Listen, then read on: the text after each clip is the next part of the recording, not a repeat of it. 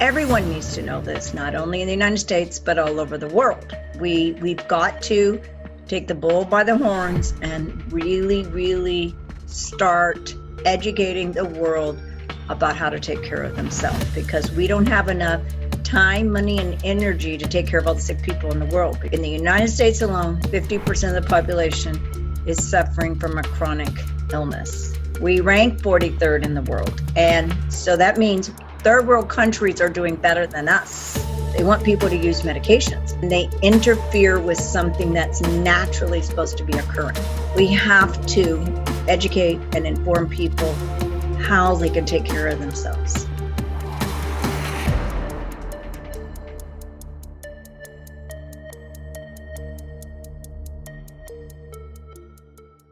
Hey Keto Camper, Ben Azadi here, the best-selling author of 3 books and founder of Keto Camp. On today's episode of the Keto Camp podcast, I'm going to be interviewing medical doctor Erin Connealy to discuss all things cancer, keto and cancer, fasting and cancer, EMFs and cancer, and you are going to be blown away by what sugar does to increase your likelihood of developing cancer. And Dr. Erin shares the disgusting stats out there when it comes to cancer, but we also talk about ways to prevent it, ways to overcome it, and it should be a very empowering, knowledgeable discussion for you. It was for me. So I'm going to bring her on shortly, and let me just give her a proper introduction here. Dr. Erin Connealy, medical doctor, is a prominent leader in the integrative and functional medicine medical field, taking the best of all sciences, including conventional, homeopathic, Eastern medicine, and the modern new medicine. She is the medical director of 2 amazing clinics, the Cancer Center for Healing and Center for New Medicine. The combined 30,000 square feet clinics have become the largest integrative medical clinic in North America and visited by patients from all over the world, with 40,000 patients and growing. The Center for New Medicine focuses on a precise, personalized approach to health care that includes prevention, early detection of cancer, which we're going to talk about the best test to determine if you're at risk of cancer, by the way. In her practices, she gets into internal medicine along with yearly physicals, autoimmune disease, natural hormone replacement, chronic issues, and everyone's favorite aesthetics. Dr. Connealy feels we must treat the whole person. I love that about her. The patient with the disease, not the disease of the patient, while determining the original origin of the illness. Dr. Connealy is the author of 2 books that I have here sitting on my desk: The Cancer Revolution, published in 2017, and before that, the Be Perfectly Healthy book back in 2009, and has revolutionized the landscape of medicine. In 2017, she was named one of the top 50 functional and integrative doctors in the country. Dr. Connealy began a TV series as a host of Dr. Detective TV, airing on the July TV network, JUL TV television network, which began in 2018. She writes for many publications, including Townsend Letter, a prominent medical magazine. She serves on the board of Dr. Josh Axe, ACAM, and ACIM Connect. She has over 30 years of experience and has taken numerous advanced courses, including homeopathic, nutritional, and lifestyle approaches, while studying disease, chronic illness, and alternative integrative functional medicine cancer treatments. And we are blessed to have her brilliant mind and presence today on this episode of the Keto Camp podcast. Let's bring her on the show. Dr. Erin Connealy, welcome to the Keto Camp podcast. Hi, how are you? Great to be here. Great to be here with you. I'm a big admirer of your work. I was blessed to see you in Newport Beach, California, and in Tennessee, Nashville, Tennessee, last year when we were having events, and now I'm grateful for you to be on my podcast. So thank you for joining me today. Great. It's a pleasure to be here. So I know your story. It's an amazing story, and I love the work that you're doing now. And could you just please share your story and what got you involved with the work that you're doing today? Okay. So first of all, I would like to clarify that I'm a medical doctor, practicing for about 34 years. And I'm a conventionally trained medical doctor. But I learned very early on that prescribing medication was not going to heal my patients. It was going to treat them, but not fix them. So, and luckily I knew that early on because I am number 3 of 6 children. And my mother started bleeding when she was pregnant with me. Went to her doctor, and her doctor said, we have a medication that can stop the bleeding and preserve the baby. So sure enough, what mother is not going to do that? They're going to listen to their doctor. So sure enough, she did. Then 16 years later, fast forward, they find out that that drug causes harm to the offspring of most of the babies. And the harm was they were having cancer, they had hormone problems, fertility problems, anatomical problems, a whole array of things. And so I'm what they call a DES baby. And so I went to UT School of Public Health, did my thesis on DES. And so my whole personal interest is how not to get cancer. And because of the other collateral damage of the DES, I've always had to be focusing on health because my system was just as such. I had presentation of many medical issues because of the DES.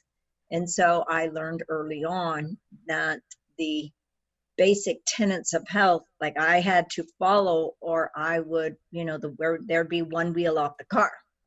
So I've never had 2 periods in a row in my life. I had infertility problems. So all my children are scientific experiments. I had 18 hours of back surgery for scoliosis last year. So I've had a lot of medical interventions as a result, specifically as a result of DES. So, today we're talking about cancer and prevention and how eating a keto or whatever kind of eating affects cancer and affects your body. And we need to let people know what we know now. And new things are coming out every day. And just in eating alone, doctors are not teaching and informing patients that what you eat matters. And the single greatest determinant of health is what is on your fork. So everyone needs to know this, not only in the United States, but all over the world. And so we've got to take the bull by the horns and really, really start educating the world about how to take care of themselves, because we don't have enough time, money, and energy to take care of all the sick people in the world, because in the United States alone, 50% of the population is suffering from a chronic illness. We rank 43rd in the world. And so that means third world countries are doing better than us. So what we're doing in our paradigm in medicine is not working. So we want these podcasts, all the things that we're trying to get people to know. Unfortunately, they don't want you to know now because of all the different things that are going on. They want they want people to use medications, but medications, everyone needs to understand, are toxic to the body, and they interfere with something that's naturally supposed to be occurring. So, we have to educate and inform people how they can take care of themselves. So you said we rank 43 in the world when it comes to healthcare. And what are some of the stats when it comes to cancer? From what I've researched, and you could correct me if I'm wrong, I've seen that right now the current stats are 1 out of 3 women are diagnosed with cancer in their lifetime, and 1 out of 2 men. Is that what the current stats are? That's what the current stats. I basically overtell people it's about 1 out of 2. I think it's not what we know, it's what we don't know. And so it's rapidly changing, the stats. And so we know that cancer, which is a very complicated, challenging problem, that we need to find every preventive, proactive, personalized program to prevent cancer. It's very different than heart disease, which is still the #1 killer.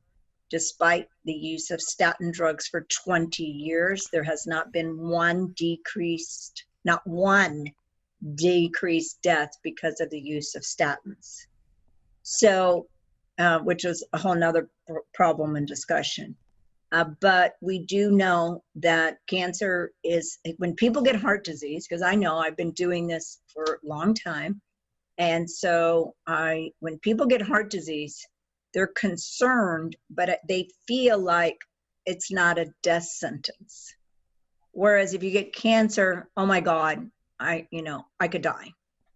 So it's a scarier diagnosis for some reason than heart disease. And heart disease, you can go in, if you get it early enough, you can go in and get a stent, all right? So you get temporary plumbing to help the blood flow. And, it definitely takes away the pain. But with cancer, it's not like you just get a little procedure and you're done. No, it's like, no, we've got to prevent the metastasis. What was the earthquake that happened to cause this? Heart disease is the same way, but it's just a different kind of earthquake. So anyway, but everything boils down to what you're putting in your mouth. Right. I don't care how you slice it. We can't get away. And sugar is an addiction, all right? Yeah. Just like opioids, just like all the other addictions, it's an addiction. And in America, it is a very, very serious addiction. And sugar is in everything. Everything. I mean, I told a patient the other day, they said they eat yogurt. And I go, well, that's probably 28 grams of sugar in that yogurt. Okay. So they go, really? And I said, yes. So you're going to start reading labels. Anytime it says carbohydrates, that's sugar. People think sugar when they read the label sugar. No, carbohydrates are sugar. Right.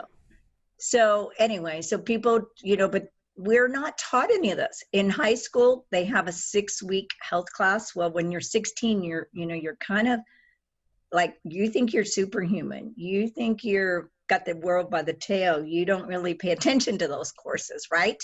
Because that's not required to get into a good college is a health class. Okay. So now, we need to really, really have a worldwide health class, an ongoing health class, because we have new things, new science, new information coming out every single day. And there are wonderful times, but we also we really need to, actually make a true effort. I was walking on the beach with my children last weekend, and 80% of the population was obese. And you're like, wait, what are we going to do to awaken these people? And their children were obese. And I was like, well, wait, what are we going to do? They're going to have just devastating lives. I don't care what kind of illness, whether you get the flu, whether you get anything, your risk of disease and risk of dying is very high. So we have got to really educate people and tell them how much this is medically, healthfully impacting their existence. And you're doing it every single day. I watch you. You mentioned something off air before we hit record where you shared that not everybody likes your message, or I should say, not everybody wants to hear your message because it's the truth. And it could be hard to swallow that truth. And we talked about Jim Rohn, how Jim Rohn said there's 2 types of pain in this world, either the pain of discipline or the pain of regret. So talk a little bit more about that, about this truth about cancer that a lot of people don't want to hear right now. Right. Well, because first of all, they go to their oncologist, and the oncologist says that your diet or what you eat doesn't matter. So I tell them, have you ever read a book on food that it says you can eat Oreo cookies for breakfast and a macaroni and cheese for lunch and a pizza for dinner? I said, have you ever read a book like that? I mean, when you think about the thousands and thousands and thousands of books written on food, there is nothing that says, eating cookies for breakfast is good, drinking a milkshake. Not one book. Okay. So usually after I say that, they're like, yeah, I guess you're right. So most of my patients, I will tell you, I do have good news though. For the last 5 years, I've asked every single patient, so what is the first thing you've done since you've been diagnosed with cancer? Hands down, not 99%, 100% said they changed what they ate. They got off sugar, they got off alcohol, etc. Amazing. So there is hope. Okay. Sugar is an addiction. Food is an addiction today, just like any other. The problem is we have to eat. So when you have other addictions, is you just avoid that activity. And obviously you do a lot of therapy and lots of treatments. Okay. So, I mean, food is really no different. Okay. Food and sugar. Most of it is sugar addiction. And so it's no different. And people, unfortunately, they don't want to be strict with their eating program. But if you grew up from birth, you know, let's say you drank miso soup for breakfast and you had eggs in the morning, and at lunch, you know, you had a salad with chicken breast, and at dinner you had vegetables and a ground, you know, green pasture raised hamburger patty. That's all you would know. Okay. But because everybody grows up on cereal, which is basically like eating a candy bar, that's what they know. So we tend to continue doing what we've always done until we learn that that is not the way. I didn't grow up like that, fortunately. So my mother never allowed cereal. If we had cereal, it was like, woo, we were like celebrating life. So, because we'd always like think we were really living on the high, and when we had a little cereal. So cereal was whoa, we were really breaking the rules. So, but that's normal people's existence, is to eat cereal in the morning. So, and they think, or granola. Mm-hmm. Okay, that's another one. They think granola's healthy, you know. So, and you know, you could probably turn granola into a keto granola. You probably can. Okay. Yeah. So I know because I have a recipe for it. So, but people just, and you know, the problem is what only awakens people is what? Pain. A pain of a diagnosis. And I tell people the foundation of progress is discipline. Not just in your eating, but in every area of your life. Whether it's being on the computer too many hours, whether it's reading too much, exercising too much, you know, not having a social life, etc. So it's discipline in all areas of life is where you're going to be most successful. If you're too extreme in any one area, there's no such thing as perfection. Don't ever try to attain perfection, because you will be every daily disappointed in yourself, because there's no way. And so, but people don't want to, I tell people, why do you want to experience pain so you make a change? So in all those people that I ask, that means they knew the difference. They just thought they could get away with it. Mm-hmm. And that's where we are today, is people think, oh, it's not going to happen to me. Oh, it's not going to happen to me. Oh, it's not going to happen to me. Well, that's all changing, because we're living in a nation of illness today. All right. Everyone around them has got cancer, or they've got autoimmune disease, or they have prediabetes or diabetes, or they're overweight or obese, or they have, you know, other chronic diseases. And we're not, you know, when you're 25, you should be a rock star. You should have great hormones. You should have great everything. All right. But that is not the case, what's going on today. And so we've got to let people know. It's like cigarettes. Cigarettes were advertised in medical journals for 50 years before it said, oh, this is a problem. We don't have 50 years. We need to arm people with the information that we have today to restore health to this nation. If we do not, everyone says this, if we don't have health, you have nothing. You can't go buy a new body on Amazon today. So you've got to work with yourself. You got to take a look at yourself. You've got to examine it.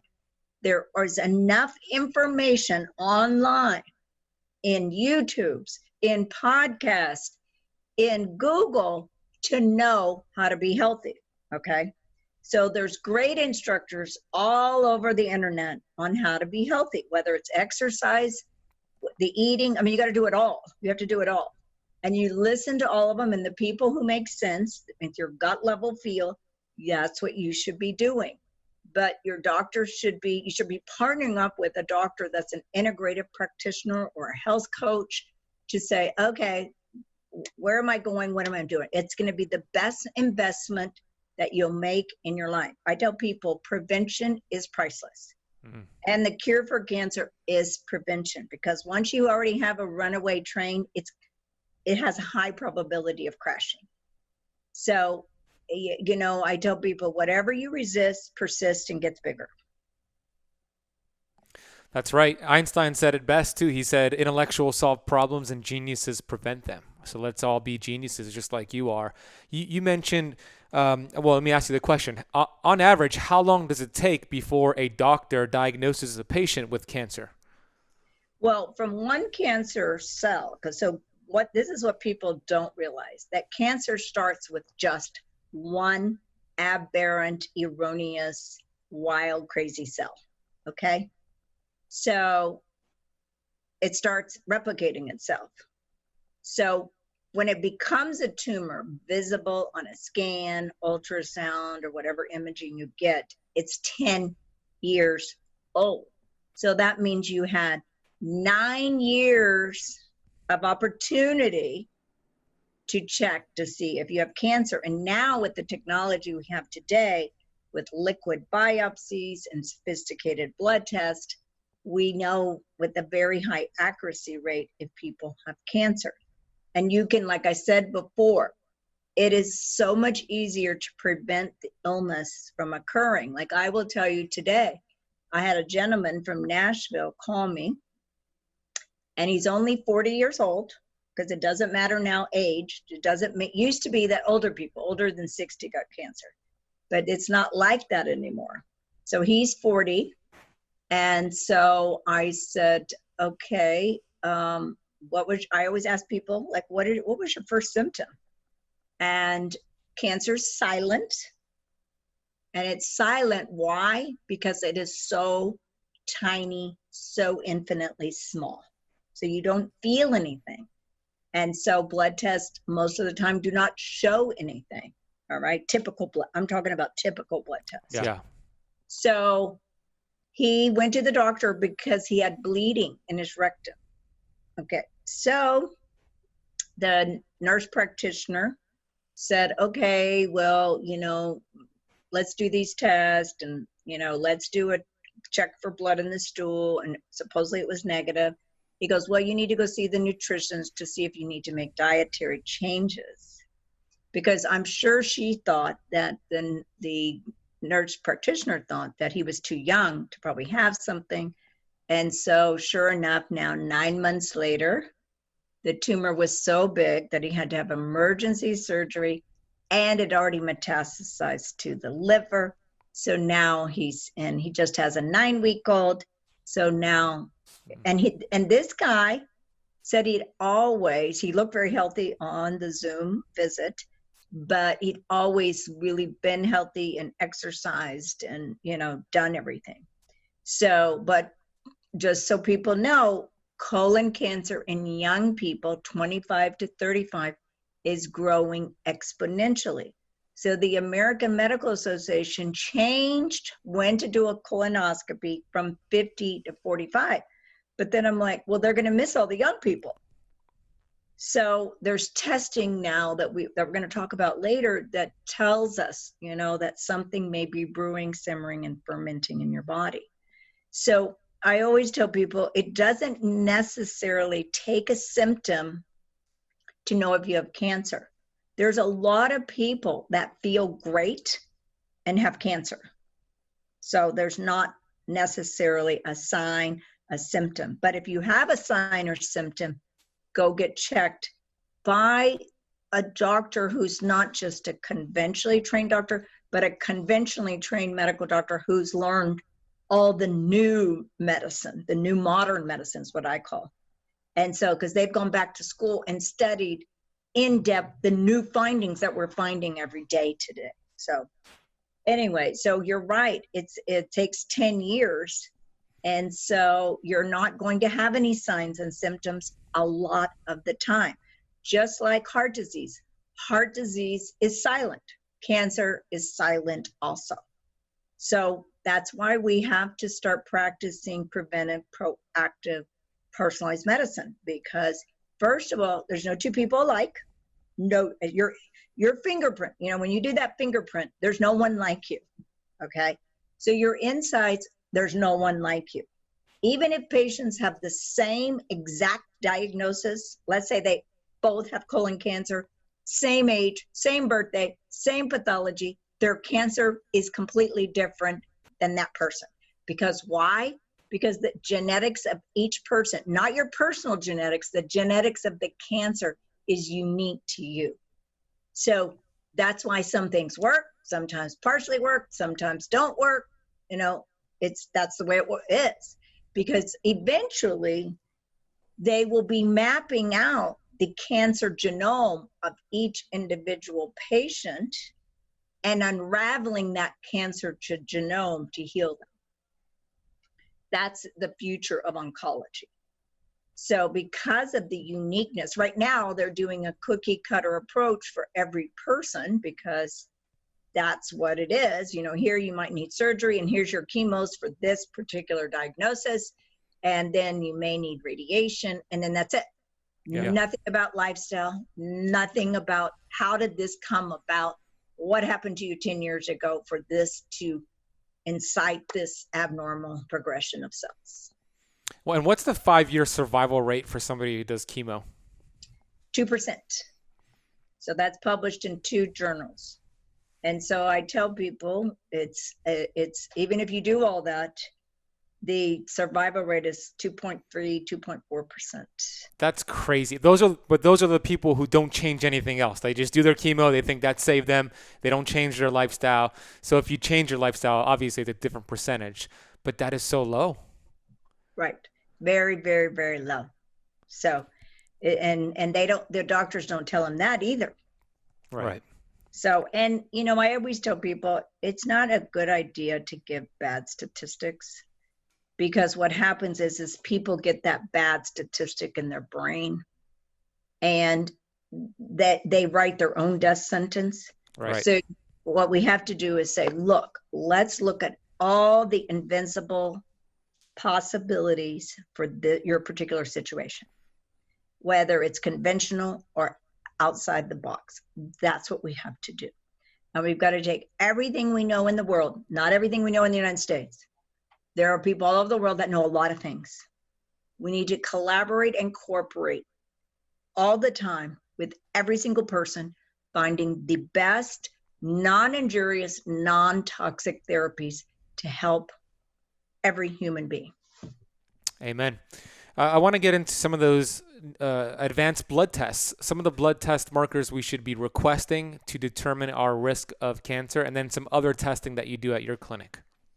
All right. So first of all, I do routine testing. Let's say you're 25 years old. I always tell people, I don't assume a 25-year-old is healthy. I used to say from 0 to 40, you're on a warranty plan. And then 40 to 60, you're on the semi-warranty. And then 60, it's pure repair, upkeep, and maintenance. But now I don't say that anymore because I have too many 25-year-olds with cancer or 30-year-olds with cancer. So I can't say that anymore. So when I do the blood test, I always check the chemistry panel, which looks at your electrolytes, kidney, liver, okay? Let's just stop there. 50% of the population has a condition called fatty liver. So we need to be checking liver enzymes. So there's a 50% chance that liver is elevated, okay? So you look at ALT, AST? Yes, exactly. Then cholesterol, I'm not really concerned about because they found out that 50% of people who die from heart disease have low cholesterol. So cholesterol is the least really of our problems right now. Then I always do a thyroid blood test. The thyroid blood test is, your thyroid's like the battery to your body. If you have low thyroid, your whole body can't work and you're higher risk of cancer. Then I do a blood test called the hemoglobin A1C. So the hemoglobin A1C is a reflection of your sugar over 90 days. In the chemistry panel, it checks your random sugar. I tell people that's a commercial of your blood sugar. I need the movie. The movie is the hemoglobin A1C. So the movie, you know, who wants to see the commercial? You want to see the dark movie, right? Right, yeah. So especially if you're a clinician. So the hemoglobin A1C, so I think about 75% of the population is either pre-diabetic or diabetic. Wow, yep. Okay. So, you know, I always tell people, whatever you read, increase it, because they're not checking a lot of people. Mm-hmm. Okay. Because most of the people I see when I get their blood tests from other doctors, they've done very little of the blood test. Okay. And so when I look at the hemoglobin A1C for your listeners, that's a reflection of your sugar over 90 days. So they developed that because diabetics would come in and go, oh yeah, I'm eating perfectly. Well, they eat perfectly for that day. Mm-hmm. Then the other 89 days, they didn't eat that good. So the hemoglobin A1C is a lie detector if your blood sugar is good or not. So, you know, so I am a fanatic about it because we know that you have microscopic damage of a hemoglobin A1C over 5.2, which is really low. Okay. But you know, we want to optimize our body. That's what you're going to have the best chance if we optimize our body, because what does elevated blood sugar cause? Everything. Heart disease, cancer, Alzheimer's, and every other disease. Because what does high sugar do? It paralyzes every cell in every function of your body. So the best thing you can do is make sure that hemoglobin A1C is optimal, okay?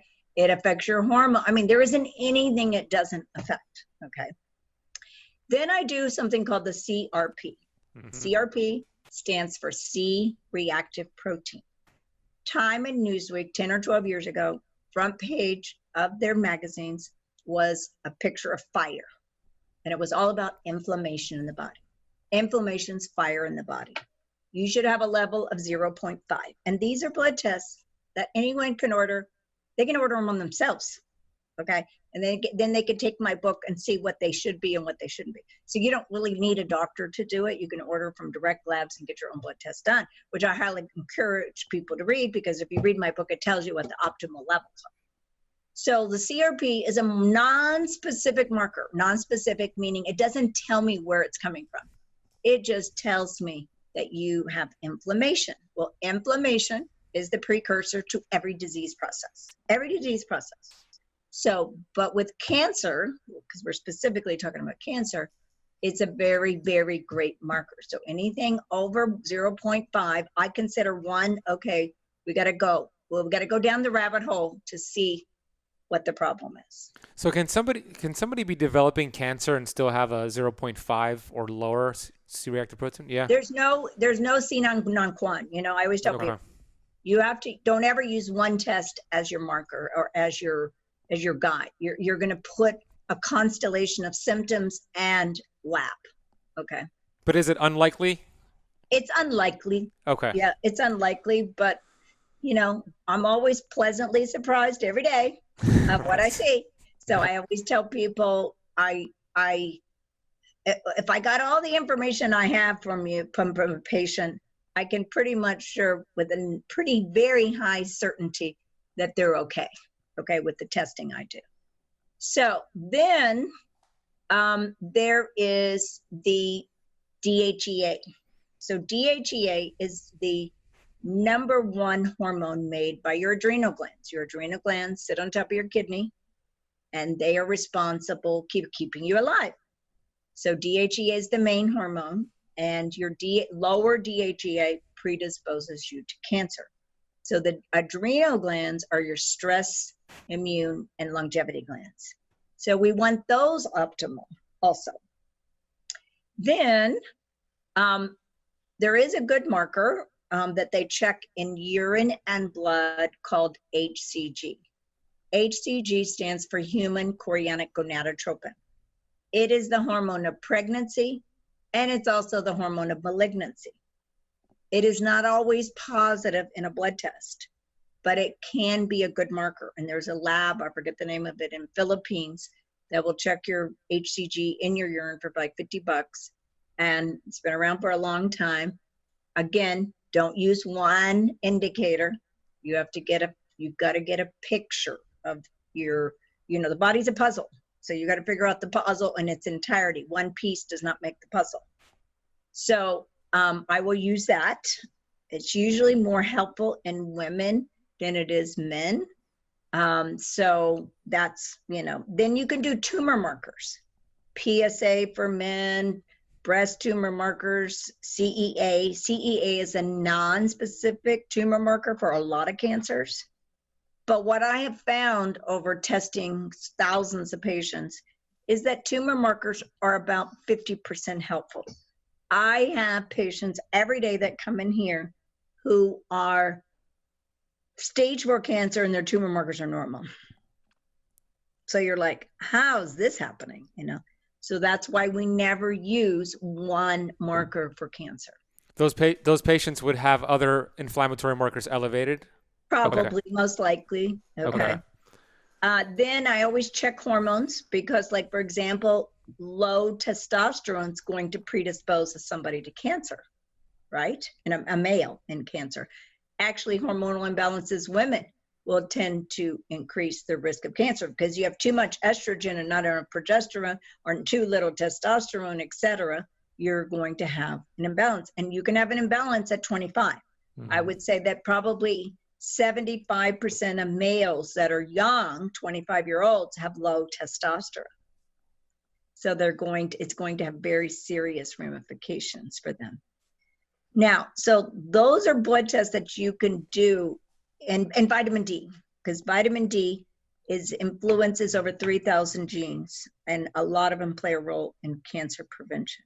So we know that low vitamin D increases your risk of dying from corona, from cancer, from any other illness. So vitamin D is critical, and 99% of the patients that walk in here are deficient in vitamin D. 99. Wow, 99. So when you say deficient, do you mean below 70?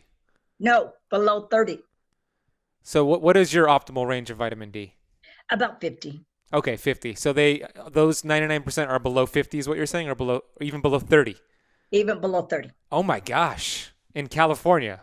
And California. And that's people, including people that play volleyball on the beach. Wow. Why is that? Is it because their diet is so bad that they're not able to synthesize the vitamin D? Like, why can't their body make the vitamin D if they're getting sun? I think we have so much going on environmentally that we're not absorbing. And I think with all the environmental and EMFs, it's changing the way our body's responding and reacting. Because how can I see it on every single person? Hands down. It's not just me, because I work with 7 other practitioners. It's across the board. Yeah. I see it in most, but 99% is super high. It's very high. It's terrible. So vitamin D is crucial. I tell people if there's 2 supplements that everyone should take would be vitamin D and oils. Those are the top 2 things. What do you mean by oils? Like omegas. Oh, okay, got it. Yeah. So omegas from fish or vegetarian, depending on a person's preference. But those are the 2 things. Why? Because our cells need an oil change every day. Mm. So. And too many people are getting in the wrong oils, like the vegetable oils. So we need to replace it. Exactly. So if they're eating it, you're replacing it with good oils, But it's never good to eat bad oils because why? Every cell of your body, the wall, is made up of something called the essential fatty acids. They're called essential because you must have them. And so what happens on that wall? Well, there's over 30,000 receptor sites for all the functions to take place in your cell, 24/7. And you have, over 50, 75 trillion cells. That scores 12 zeros. So you got a lot going on. So you need those omegas every single day, and you need that D every single day. So What about markers like LDH and ferritin and homocysteine? Are those also good to test? They're also good to test, but what I always kind of figure out, okay, well, we'll do an initial workup. So let's go through those. Ferritin is a storage of iron. Why is iron so bad? It's like everything else in our body. Too much sugar is bad, too much inflammation, too much homocysteine, too much anything, too much calcium, too much anything is not healthy for you. So it's very important that we get optimal levels of our iron and ferritin. So iron is the mineral that floats around and makes your red blood cells healthy. Ferritin is the storage of iron. Well, it's interestingly enough, a lot of people have elevated ferritin and just don't know it. And that's probably because there's a condition called hemochromatosis. And the hemochromatosis is an inherited disorder that you store iron. And so that means you need to get your blood drawn frequently or you go donate blood as long as you don't have any medical problems. So an ideal ferritin would be about 50. Now, another reason ferritin is getting so high now is because people's livers are not healthy and they're disturbing their normal metabolism of iron through your liver. So that's another reason, because I see it a lot now. Now, cancer patients are having a problem with their bone marrow metabolism and if they have bone marrow suppression, so they will have elevated ferritin. Their iron may be low, but their ferritin is high. So what is so bad about high ferritin? It's very, very, very inflammatory. It is very, very hard on the body. And it's stored in the brain, any parts of the body, and then you get to the point where it doesn't function at all anymore. So that's ferritin. Now, homocysteine is a key marker a lot in heart disease and obviously, methylation issues, okay? So homocysteine should be about 9, okay? And another marker I like to use is something called MTHFR, methyl tetrahydrofolate reductase, which is the enzyme that influences normal DNA metabolism, which your body does all day long, 24 hours, 7 days a week. So if you have a defect in that, and cancer is a DNA erroneous reaction that's taking place in your body, and 50% of the population has MTHFR, so that means we need to be checking everyone's methylation issues today, and we do here. We may not do it on the first visit because we try to get their insurance to cover everything. Mm-hmm. So I may do it like, okay, this is what we're going to do next time, and this is what we're going to do the next time, so forth. And then the LDH, I find it can sometimes be helpful, but in a patient that really doesn't have a lot going on, it's not going to be helpful. If someone were to have advanced illness, it could be very helpful. It'll show the body's it's catabolic, it's breaking down protein excessively. Exactly. So we will, when it's already high, that means it's already, not good. So what's high? What do you consider high? Probably, I definitely don't want over I'd start really being concerned about 185. Okay. So 200, we have in medicine today, we have these huge wide ranges for everything. Yeah. And what we want to be is right in the middle, if you know what I'm saying. Yep. And what happens if people don't realize that we are actually creating normal values with sick people? Because what they do is they do an average of 100 patients with 2 standard deviations, and they don't say, they don't make sure the patient's healthy, right? Right. So they're checking on people, just all random people. Well, what about if you took really, really optimal healthy people and you verified they were healthy, we'd have new numbers. Yeah, and that's the numbers that you're expressing here today. So yeah, that it's the standard reference range and then the functional ranges that we're talking about here. Optimal ranges. And we know what they are. We know what those are. So yeah, so they're, like you could, let's face it, you could do thousands and thousands of tests on somebody too. I remember when they analyzed chemicals in people's blood, it's like, they spent like $30,000 to analyze all the chemicals in people's blood, And that's just one thing, one parameter. So, you could really go on and on and on with blood testing. Yeah. So, but it becomes cost prohibitive, and then the insurance companies, why did you order this? And So you deal with that more often now. So, I mean, just to get a PET scan ordered a lot of times is a pain in the butt. So, yeah. And I want to transition because, man, there's so many questions I could ask you. You're so brilliant, and I love your answers. I want to transition from my research of you, and you could correct me if I got this wrong. I have in my notes, which stuck with me the moment you said it. You said 30,000 receptor sites on an average cell. And you had mentioned before in a lecture, that a cancerous cell has 64 receptor sites for glucose. A healthy cell has 1 receptor site. Is that true? Four receptor sites. So explain more. That's insane. Okay, well, I always tell people, we'll start out with the obvious. When we order a PET scan, what is a PET scan? They tell you to not eat, and they give you radioactive glucose. And the end result is to look for cancer cells that light up. Because what do? They eat sugar. Mm. So it's like a Christmas tree lighting up in your body. So a PET scan will pick up anything about 5 millimeters and above. So a PET scan is proof of concept that cancer cells eat sugar, okay? I think some eat more. Some cancers eat more and some eat less, okay? So anyway, it is sugar is just a big, big problem to begin with. I mean, it's just, it's a big problem. So cancer cells have what they call insulin-like growth factors on their membrane. And that's one of the many, many, many markers on a cancer cell. And then there's an enzyme called P13K that was discovered several years ago. And that is one of the biggest signal factor. It's the single biggest factor in cancer, because this molecule gets mutated in cancer, and it drives the growth and spread of cancer. Mm.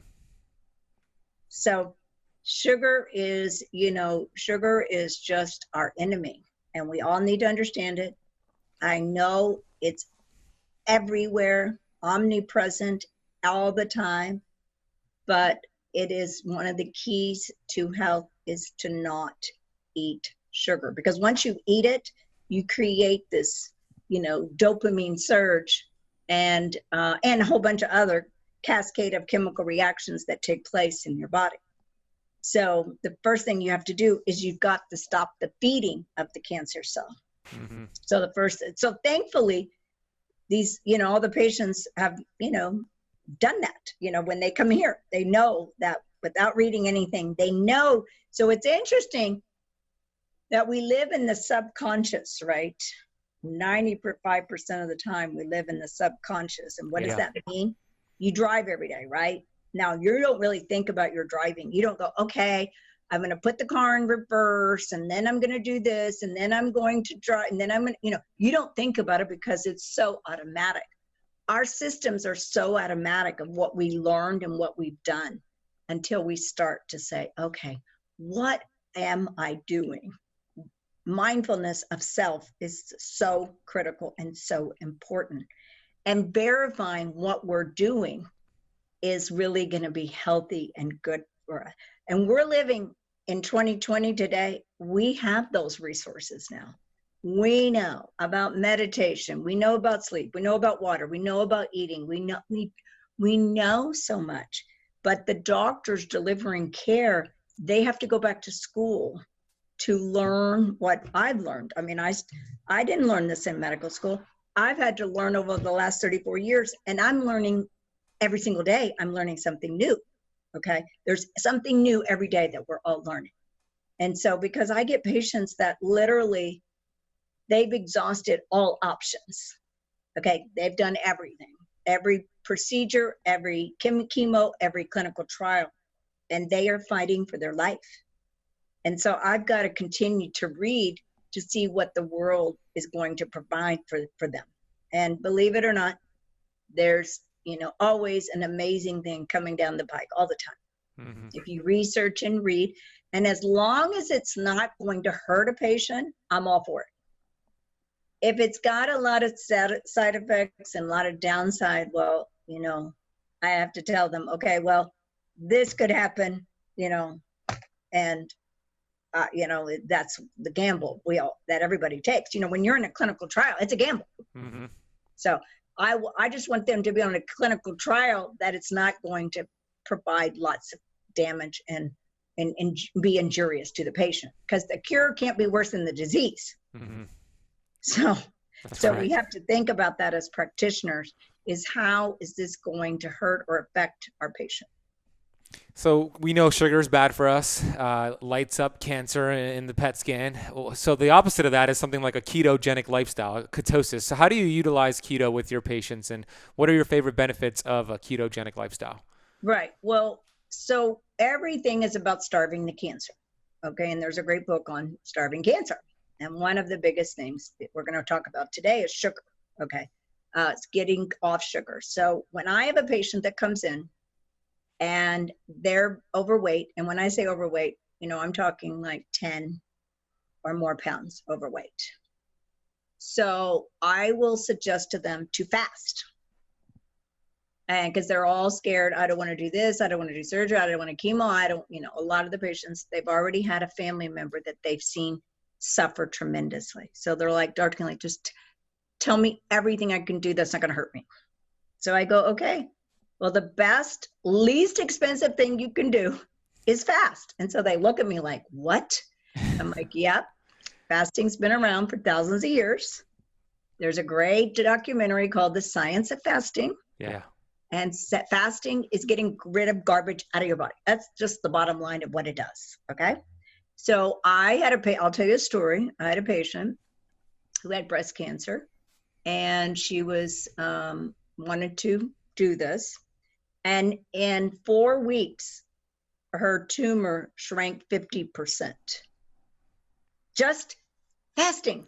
Like daily intermittent fasting, or did she do a multi-day fast? Water every day. That's it. But for how long? For 14 days? 30 days. She did a 30-day fast, and it shrunk by 50%. Amazing. Yeah. I had a patient come in the other day, 47 years old, diagnosed with breast cancer, scared to pieces. And so her liver function tests were abnormal. So I ordered an ultrasound. And so this was all at the beginning of her visit. And so I said, okay, I need you to go see a surgeon to see, we need to get this biopsied, et cetera. So she goes, well, what can I do right now? So I said, okay, can you go on a fast? And so all the patients always say, well, what do you mean by that? Because they think fasting, like they've heard intermittent fasting, right? Mm-hmm. I go, no, this isn't intermittent. It's called no eating and drinking water. And so they're like, really? And I go, yes, really. So I ask people, how many days do you think you could fast? So they say, okay, I can do 1 day, I can do 2 days, 5 days, whatever. I said, okay, let's start out with 1 day and then get that down. So if someone says, Dr. Connealy, I can fast, just tell me how many days and I'll do it. So I go, okay, then do it for 30 days. So the longest I've ever had is 30 days. All right. Awesome.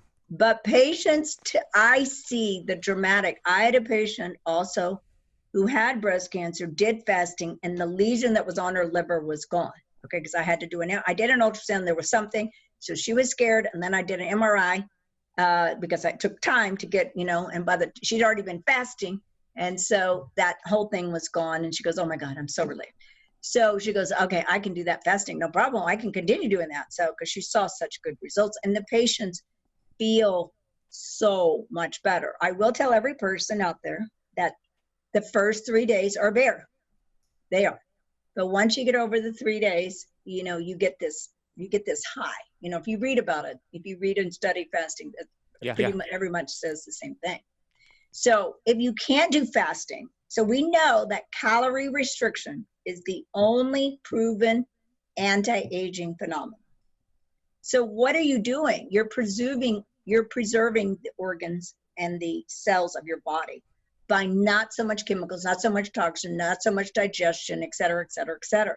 because everything you breathe, drink, eat, and put on your body goes through your body. So if you are not putting things in your body for all your organs to work, you're giving them a rest to repair and regenerate.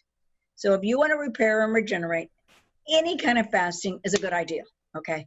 Calorie restriction, whatever you want to call it, but people have intermittent fasting, I believe, wrong. There's an old saying, eat like a king for breakfast, a queen for lunch, and a pauper for dinner, all right? And so why? Okay, so most people do the intermittent fasting. They don't eat until 11 or 12. And I go, but that's not honoring your circadian rhythm. Your circadian rhythm is you go to bed at 10, you wake up at 6, you're charged, you go look at the sun, you're charged, your body's in a high metabolic rate. That's when you're supposed to be eating, because if it's on a high metabolic rate, you need to be metabolizing those calories.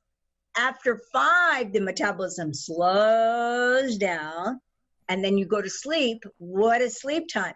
Sleep time is regenerate, revive all the body, and detoxify. So you need to eat the smallest meal, a small salad or a protein shake or something at dinner, so at nighttime your body can take care of itself. So people, in my opinion, and everything I've read says that what I say is right. So it's not just, it's just what I thought, but when there's science to prove it now. So people need to do the intermittent fasting, do it between 9 and, eat between 9 and 5, but your smallest meal should be nighttime. And in US, your biggest meal is nighttime. Okay. Right. So, so we need to either we all eat too much. Okay. Now I'm naturally busy, so I have my built-in fasting. Perfect. So I'm busy all the time. So I'm not I eat to live as opposed to live to eat. So like I have friends that they're planning their meals every day. Yeah, me too. So I'm not like that. Food is just fuel for me to do my work. Okay. So I naturally do that all the time. I've been checking my hemoglobin A1Cs for 20 plus years. I've used metformin, I've used natural things, and my eating's so good, my hemoglobin A1C is 5.1.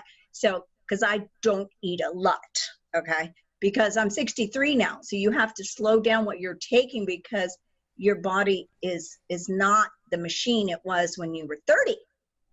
So you're young, your system works, but when you turn 60, the warranty is without a doubt over.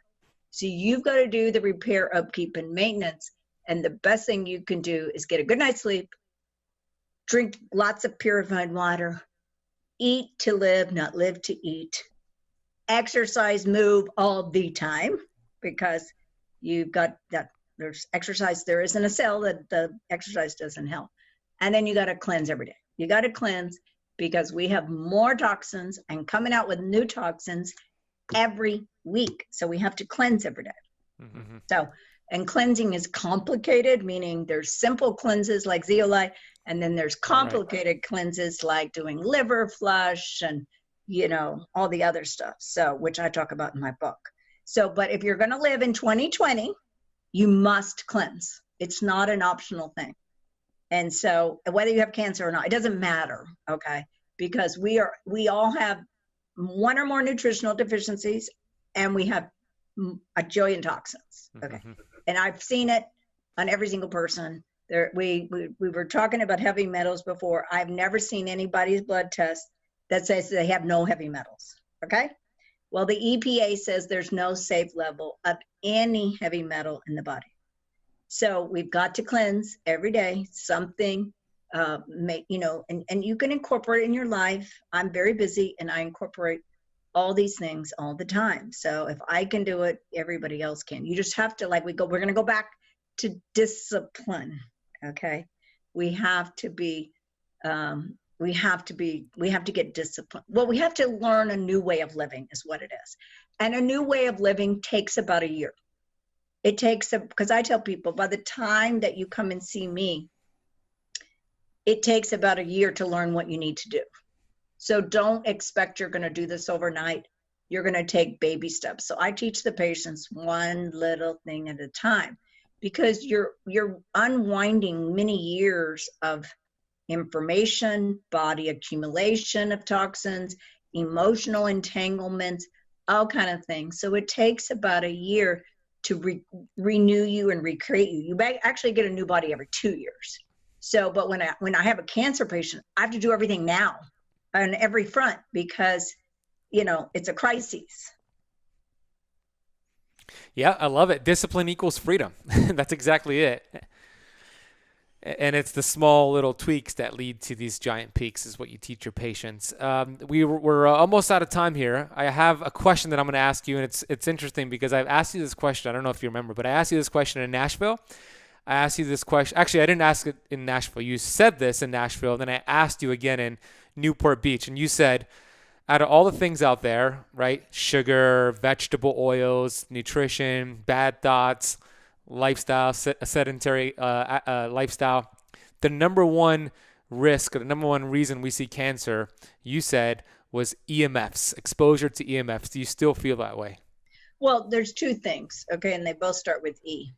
So one is unresolved emotional conflict, okay?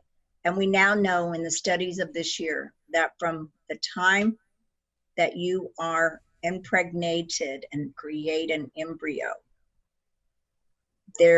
from that point to 7 years is the most significant time of life for emotional development. So nobody knows what they went through, trauma or anything. So I would say emotional trauma, unresolved emotional conflict is, and on my Instagram, I put this up yesterday. That is probably, I would say, number one thing, period. Okay. Now, when you're I consider that a toxin. Okay. Mm-hmm. And none of us know how to do self-reflection. None of us. I don't care how smart or genius you are. You have to, what happens is what happened to me, because I didn't learn any of this in medical school. But what happened to me is I had married in my first marriage. And then one of my employees said, Dr. Connealy, you need to go see a therapist. And I'm like, okay, like, how could someone help me, right? So then I said, okay, why am I asking this question? Of course, I'm sure they can give me something. So, the worst thing I can do is say, okay, this was terrible, and I leave.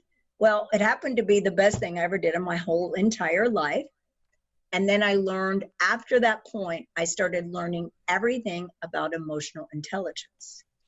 And I do it, and I still learn, and I'm still practicing how to be an emotionally balanced person. Because why? We're confronted with crises all the time. All of us, everybody has something going on in their life. You can't go through life without some kind of roller coaster. It's just life. Okay, that's called life. Okay. But when it comes to toxicity, physical toxicity, okay, I would say electromagnetic fields. And I don't think we even know all the ramifications. I mean, the studies are bound, okay, and physicians and scientists all over the world are forewarning all of our governments about the dangers of electromagnetic fields. So what people need to understand is that we are a vibrational frequency. Every one of our cells is a vibrational frequency. Every cell in our body can receive and transmit energy. So as a result of that, we are receiving the energy fields of electromagnetic fields. I call it the invisible energy web. And so and there's a great phenomenal book that people should read called The Invisible Rainbow. And have you heard that book? No, I'm going to write it down right now. Oh my God. Oh my gosh. It is fantastic. The scientist, the guy who did the book, I mean, it's a thesis on the whole history of electricity and how it relates to humanity and medical science. Okay. So I haven't even finished the book, but anyway, I think electromagnetic fields are they are affecting our DNA in a very, very powerful way. Unfortunately, there's no escaping it. Okay. The best thing you can do is at nighttime, you sleep in a electrical free bedroom. You have to create a sanctuary of going to bed on time, but no electricity in your bedroom. So that means you have a switch. Like I have a switch in my bedroom that I turn off the electricity every night. That does not get rid of the extraneous electromagnetic fields. Extraneous means outside of you, coming through your window, through your walls. Like if you paint with a lead paint, you can get rid of it. You can put covering over your windows, but you still, we're living in it every day between iPads and cell phones and satellites and cell towers and on and on and on and on and on. India just now banned all cell towers from schools. I mean, the whole group of buildings that cannot have a cell tower near them. So it is a very serious problem. We don't know all the devastation. We are revealing every day the devastation. But everyone, if you read that book, it will teach you a lot about how it is affecting our body, because we're an electrical, just like the nervous system is a powerful electrical signal. Your brain is it just goes on. And we just are not honoring, respecting our beautiful miracle of the human body. And we really have to do that. We have to honor and respect that, period. Or we're going to pay a price. So I do have a metal blanket. Okay. It's very thin. It's not heavy. It sounds, terrible, but I travel with it. Like a grounding mat? Yeah, no, it's not a grounding mat. It's not a grounding mat. I did that long time ago. I didn't really notice that much difference, even though my friend, doctor friend, did all the studies showing how it helped the circulation of all the blood. But I sleep with a blanket that shields cannot allow it to go into your body. It's very thin. And so I travel with it. I go with it, everything. But I am one of those people that are very, very sensitive to electromagnetic fields. If I am in nature, okay, let's say I'm in the middle of nowhere. Okay, when I say middle of nowhere, nothing, okay, I do great. No, seriously. So I don't need a vitamin. I've done experiments on myself. Like, let's take, for example, pretend you're going to go take a hike in the Grand Canyon. So you go in there 10 miles, you walk in 10 miles, and there is no EMFs. You feel dramatically different, and it's a whole different experience. Mm-hmm. So, but I'm a person who, is terribly affected by them. So I have another thing that I have. It's called it's a heavy metal spray made up of silver and copper and methylene blue, and I spray that on my body too. So I do everything to what I can do during the day. I have something called a Polaroid disc. I don't know if you that. It came from Poland, and it helps balance all the chakras in your body.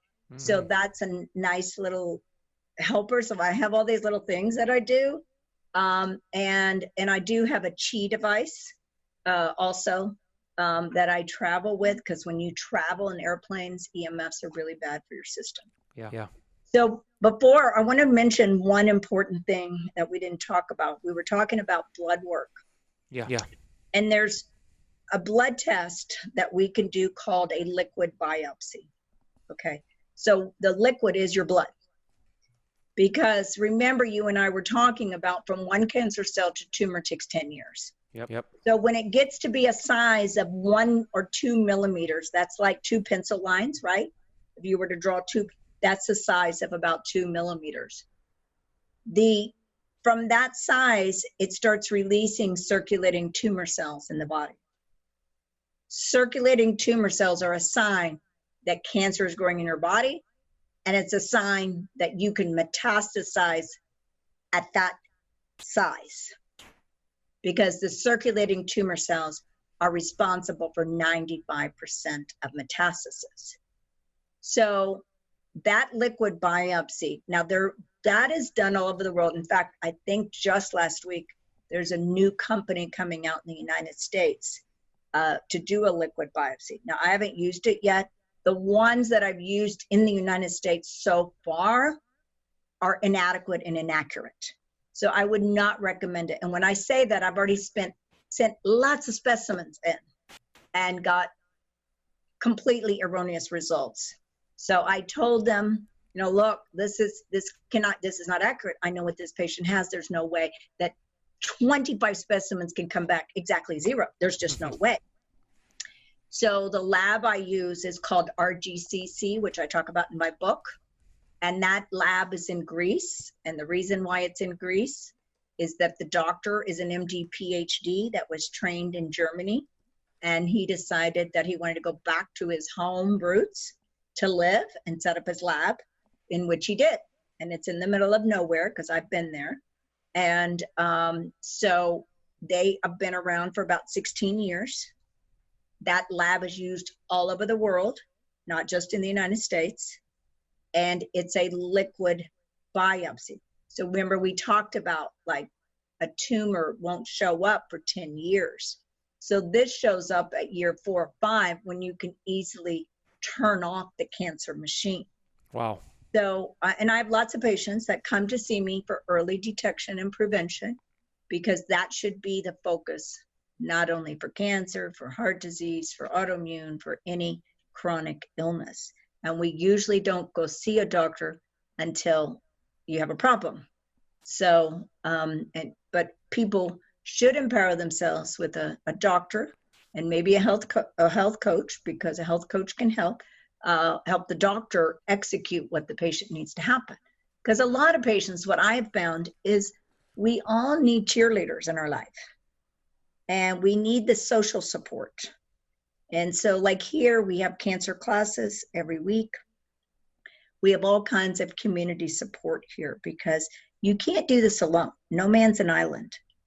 And so, and it's work to be healthy. I'm not going to say it's not work, but the benefits on how you feel. I mean, every single cancer patient in 1 to 3 months after seeing me says, I haven't felt this good in 30 years or whatever years. Every single one of them. Okay. And you can coexist with cancer. Do you know what I'm saying? You can get in checkmate with cancer. I have a lot of stage 4 cancer patients who are living life, functioning, and we're trying this and then we're trying that. We're doing all kinds of things to stay out of problems. All right. So I don't want people to think there aren't answers, because there are answers, and there's continuing. Since I wrote that book, I mean, science information has quadrupled. Okay. So, time for a new book. Time for a new book, honestly. Yeah. Time for a new book of all the new things that we're learning.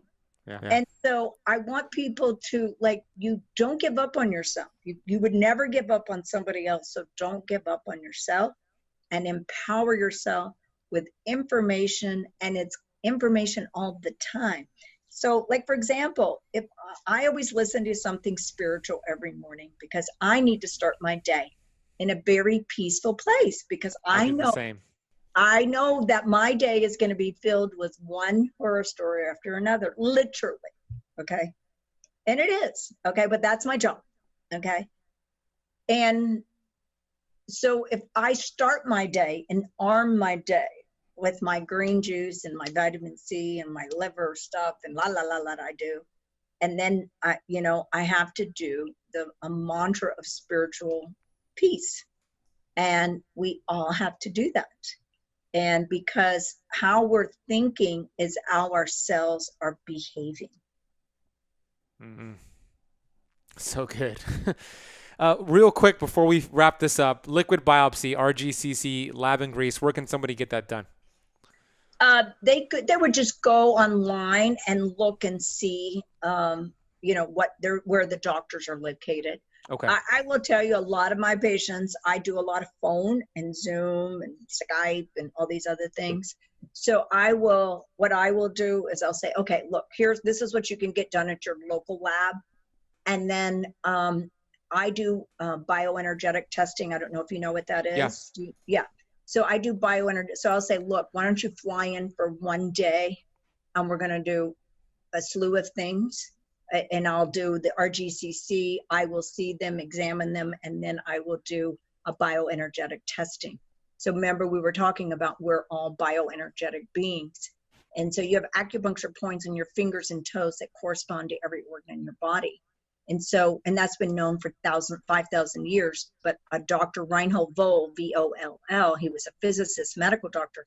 He knew exactly what the points were and what organ they connected to. So you're basically looking to see how the violin of your body is in tune or not in tune. And it identifies the interference fields in the body, but it also will give me a timeline. So remember, we talked about the timeline of 10 years? Yeah. So the 10-year timeline, I can tell if someone is in year 1, 2, 3, 4 with that testing. Wow. So with the blood test, with the RGCC and that, I can tell very quickly. When I say quickly, within, it takes RGCC about 10 to 14 days to get back. I can tell all the things we need to fix pretty much. That's amazing. So where can they go find your work and set that up with you? Yeah, they just can go to Connealy MD and they can find it. Yeah, ConnealyMD.com. We'll put that in the notes. We'll put in the notes along with your books that if you're watching on YouTube, I have right here. And you might be writing a new one now, but The Cancer Revolution and Be Perfectly Healthy. We'll put the links for this down below. Go get these books and educate yourself and share it with a loved one you know who has cancer. And share this episode with a loved one you know who has cancer, or just anybody. Dr. Connealy, I want to thank you so much for your brilliance and just showing up in this world and being that genius that is being proactive instead of reactive. And I really enjoyed this conversation. I know it's going to help so many lives, and I look forward to the future work that you're going to put out into the world. Thank you. It's my privilege. Thank you. If you enjoyed that episode with Dr. Connealy, go watch my interview with Dr. Naisha Winters, where we got into keto and cancer as well to take this conversation a little further. So stick or tap the screen here. Go watch my interview with Dr. Naisha Winters. And hey, please leave the Keto Camp podcast a rating and review. I'll see you on the next video.